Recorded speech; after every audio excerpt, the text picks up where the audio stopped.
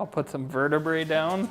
Piece by piece, Virginia Tech paleontologist Sterling Nesbitt lays out fossil remains of a newly discovered and newly named dinosaur.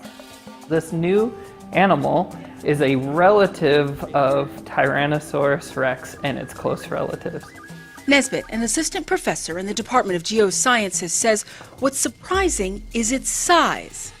We have most of the hind limbs and the vertebrae and parts of the skull, so it doesn't have that typical T-Rex look to it. It's much more small. About 3 feet tall at the hip, 9 feet in length, and weighing up to 90 pounds, the miniature relative of the Tyrannosaurus rex would be only slightly longer than the entire skull of a fully grown T-Rex. T-Rex has a giant head, really small arms, and big, powerful hind limbs, but they're pretty robust and stocky. This animal has an elongated face, unlike T-Rex's big, massive head, and its hind limbs are very long. The forelimbs we don't know for sure, but they would probably only be about that long. T-Rex and its closest relatives had much smaller ancestors that would have looked like this new find, which we're naming Suskityrannus hazelae.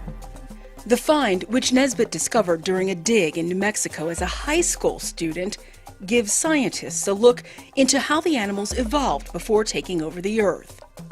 These animals represent kind of their ancestral body types before they become big and the more usual, the ones that show up in kids' books, the ones that show up in movies. A rare find 20 years ago that today is pieced together.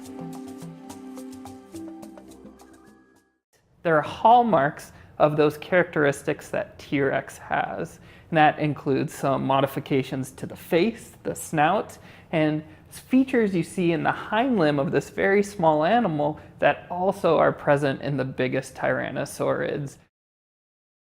The bigger ones are easier to find, but now we're trying to understand how they gain their features through these lineages over millions and millions of years. So it really tells us a lot about how animals evolve through time, especially big carnivorous dinosaurs. These animals represent kind of their ancestral body types before they become big and the more usual, the ones that show up in kids' books, the ones that show up in movies.